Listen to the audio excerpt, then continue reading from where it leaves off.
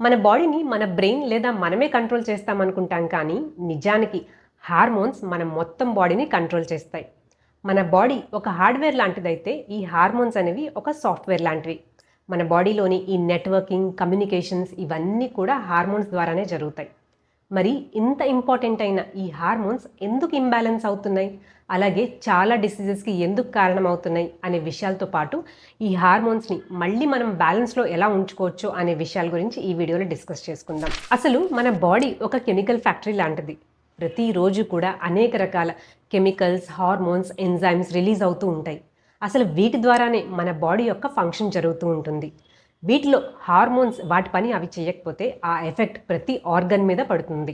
మనం జస్ట్ హార్మోన్సే అనుకుంటాం కానీ వీటిలో ఏ ఒక్క హార్మోన్ పనితీరు దెబ్బతిన్నా సరే పీసీఓడి దగ్గర నుంచి hypothyroidism, endometriosis, fibroids, anxiety, depression, diabetes, blood pressure, heart attacks, even cancer వరకు కూడా దారితీస్తుంది. ఈ హార్మోనల్ ఇష్యూస్ అనేవి ముందు జనరేషన్తో పోలిస్తే చాలా డ్రాస్టిక్గా పెరుగుతున్నాయి. 1 or 2 డెకేడ్స్ నుంచి ఈవెన్ ఇన్ఫర్టిలిటీ రేట్ కూడా గ్లోబలీ 13% ఇంక్రీజ్ అయింది.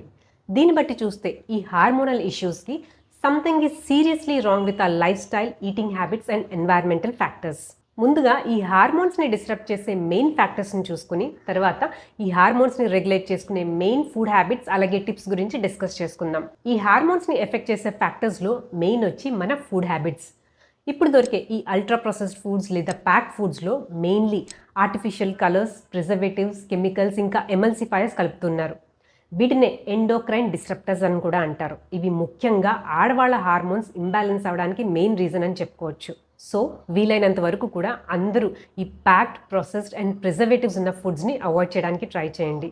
ముఖ్యంగా ఎదిగే పిల్లల్లో ఇవి కొంచెం తగ్గించండి, ఎందుకంటే ఇది వాళ్ళ గ్రోత్ని, హార్మోన్స్, ఎపటైట్ అండ్ బ్రెయిన్ కూడా ఎఫెక్ట్ చేస్తుంది. మన హార్మోన్స్ని ఎఫెక్ట్ చేసే ఇంకొక మెయిన్ కల్ప్రిట్ వచ్చి డైరీ ప్రొడక్ట్స్ లేదా పాల ఉత్పత్తులు. పాలు తాగడం ద్వారా మన హార్మోన్స్ ఎఫెక్ట్ అవుతాయంటే వినడానికి కొంచెం వింతగా ఉంటుంది, కానీ ముందు కాలంలో మనకి దొరికే పాల క్వాలిటీ వేరు, ఇప్పుడు దొరుకుతున్న పాలు వేరు. పాలు చెడ్డవి అని చెప్పట్లేదు, కానీ వాటి ప్రొడక్షన్ ఈజ్ నాట్ కరెక్ట్ అని చెప్తున్నాను. ఎందుకంటే ఇప్పుడు మనకి దొరికే పాలు వాటి ఉత్పత్తి పెంచడానికి ఈ క్యాటిల్కి high amounts of antibiotics and hormonal injections ఎక్కువ ఇస్తున్నారు. వీటి ద్వారా మనకి మేల్స్ అండ్ ఫీమేల్స్లో కూడా హార్మోన్స్ బాగా ఎఫెక్ట్ అవుతున్నాయి.